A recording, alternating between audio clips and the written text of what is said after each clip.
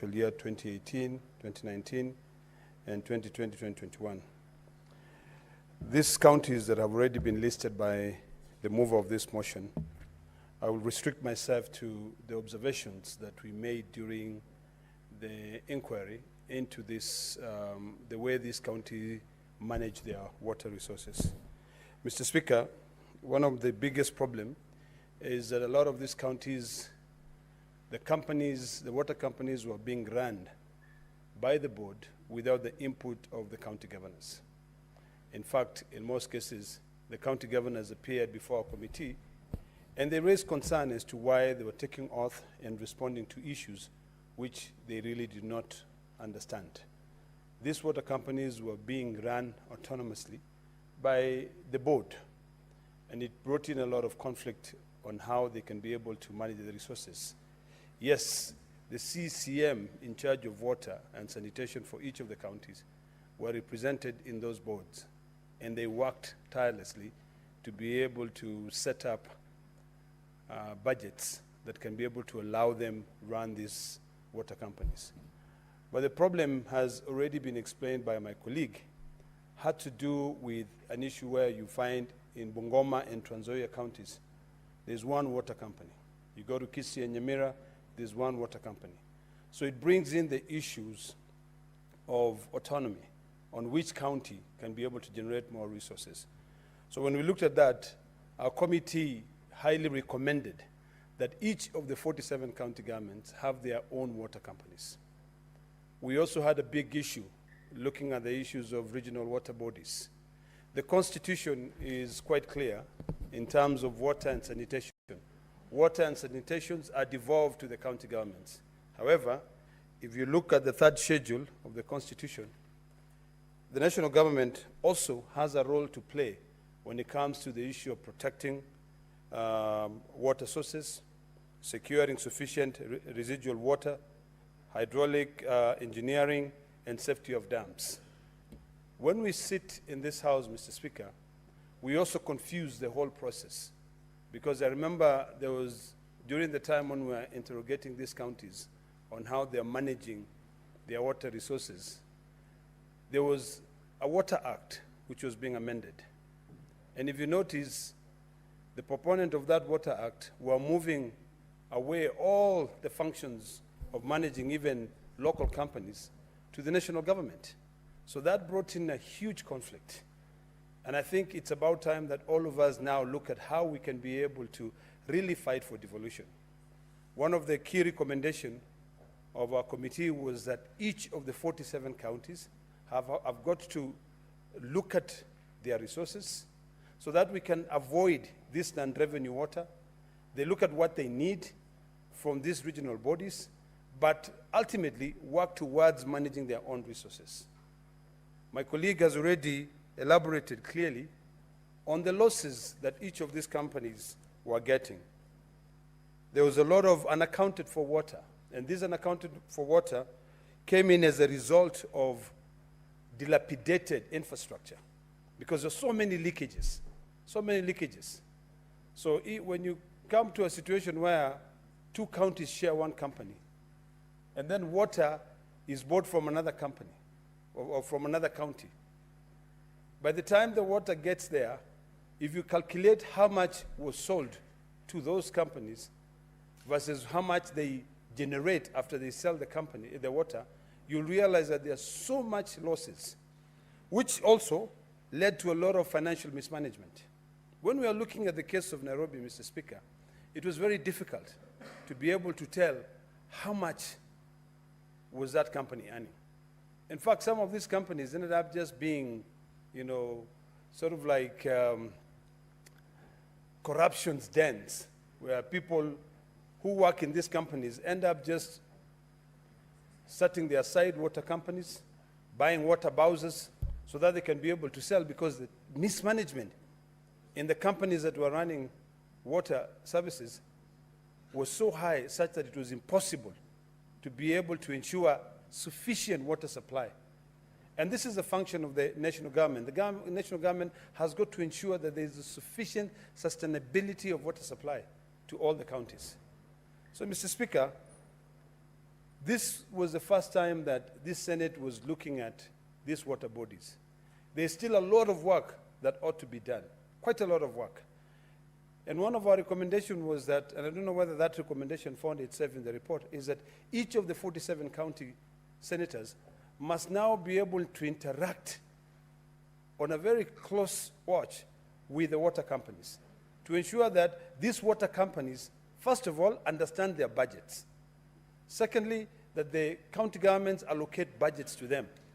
But these water companies must also be run to be able to produce enough water, which is sustainable to be able to provide for all the citizens of these sub-counties. And on top of that, we also have to deal with the issue of sanitation. You'll find that some companies only deal with the supply of water. But when it comes to the issue of sewage and sanitation, it is left for programs to be funded by the World Bank. We have to be very clear that these are our responsibilities. Today, Mr. Speaker, you will understand that there is a lot of shift on the role that the World Bank and the IMF plays in countries. Burkina Faso, as a country, the ruler of that country has said no to the support of IMF. IMF continue to rate our countries. In fact, today, a friend of mine sent me a small note and said, this is what is important to us, where the IMF has already downgraded Kenya and has portrayed a very dark future for Kenya just because we want to be able to control ourselves. So this trickles down. So our water companies must now be the responsibilities of the county governors, because the county governor is the CEO of that county. And if the CEO does not know how the waters are being run in those counties, it becomes very problematic. We now have a ministry on the blue economy. I think it is important that those water companies and that Ministry for Blue Economy work together to be able to set up huge dams, to be able to ensure that we have reservoirs. We have a big problem when it comes to Nairobi, as an example. The water from Nairobi comes from, I believe, Moranga, or maybe the next county, and it passes through, and there are counties that do not have water, so the water comes here. So we need to now start asking ourselves, how do we ensure that there is sufficient water that can be able to sustain the residents of Nairobi by investing in big water reservoirs? This is a responsibility of the national government. If the national government can just take the third schedule, or the fourth schedule, and look at what their role is, and they put resources there, then we can be able to make a lot of difference. Mr. Speaker, let me reiterate again on the importance of each of the 47 counties establishing their own water companies, and they run them as a resource. They realign their own existing resources. We have a lot of water is washed away. Some of us who are farmers, we tap this water.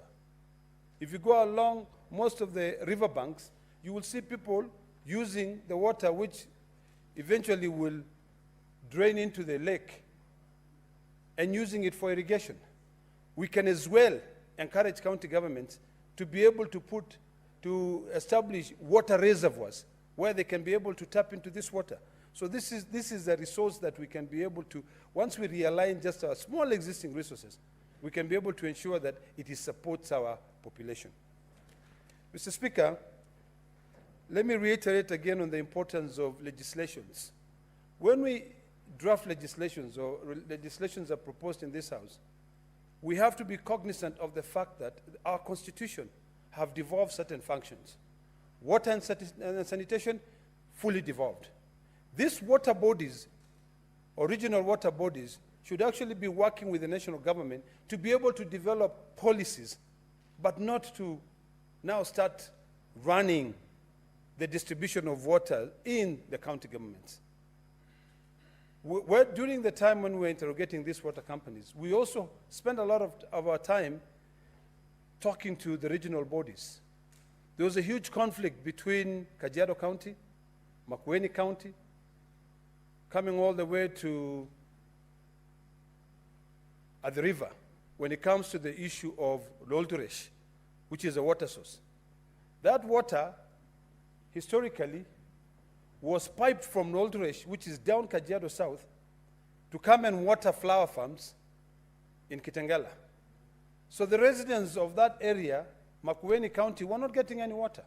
The residents of Kajiado were not getting any water. So it's important that we look at our own resources. And first of all, before we send that water to serve other people, we make sure that we serve ourselves first. Mr. Speaker, if you and I travel today, the first thing we are told on an airplane is that you need to buckle up first. And even if you have a child, protect yourself first before you do what? You protect that child. So I think we need to be able to take this logic in terms of when it comes to the issue of running our own resources. There is no reason as to why Kajiado County should actually, resident of Kajiado County should stay without water, because that water is going in to support people of at the river. There's absolutely no reason as to why the people of Makueni should not be able to benefit from the Mzima Springs, because all that water is going downstream to be able to support Mombasa County. I think we can be able to share these resources. We don't give out all the resources. In fact, even in the Bible says that the poor man is the one who gives out all his wealth and is left begging. I'm not a preacher, but I remember that. And it applies clearly on how we run our resources. So, Mr. Speaker, in conclusion, I want to conclude by stating the following. One, each one of us here must now start taking our job very seriously when it comes to the issue of managing our resources. If you take some time and you read the Auditor General report, you'll be shocked. There's a lot of mismanagement of the little resources that we have in the country. A lot of mismanagement. Whatever happens at the county headquarters also happens in those small companies that are open to run our resources. We must also now bite the bullet, Mr. Speaker. Each of our 47 county delegations here must engage county governors to be able to re-examine and carry out an audit of our water infrastructure. Because there's no point of us buying a lot of water from nearby counties, and then all that water is lost because of leakages, you know, dilapidated infrastructure, which some of them actually end up being carcinogenic. So it's important that we'd rather do, even if we are to get any grants from the national government, those grants are utilized properly. You know, there's so much that people can eat. But really, if you want to jeopardize even the supply of your water because you want to get a tender and line your own pocket, we just need to rethink how we want to live our life.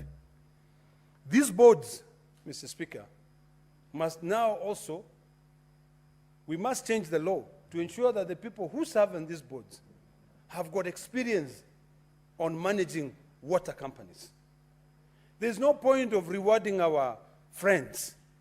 We need to now start introducing the concept of meritocracy. Have people who understand the importance of this resource. If it's taken care of, how well it's going to be able to support this current generation and future generation. So the boards, we must make sure that we use a competitive process, appoint people who have got a background in water and sanitation, so that they can be able to make infrastructure that will be able to outlive them. Financial management, Mr. Speaker.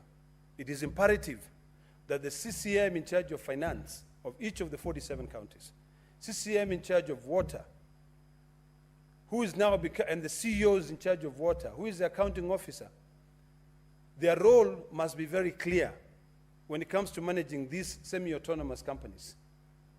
It is not the board which will have all the responsibilities.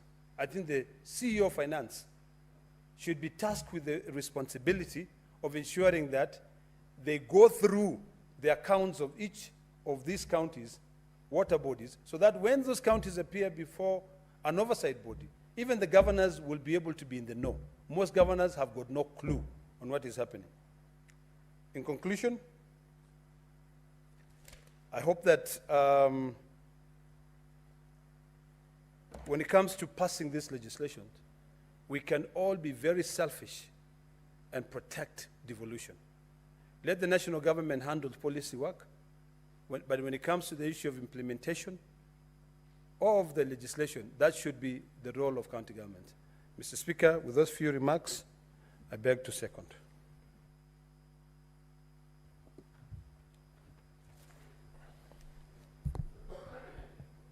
Now, honorable senators, I propose the question that the Senate adopts the reports of the Select Committee on County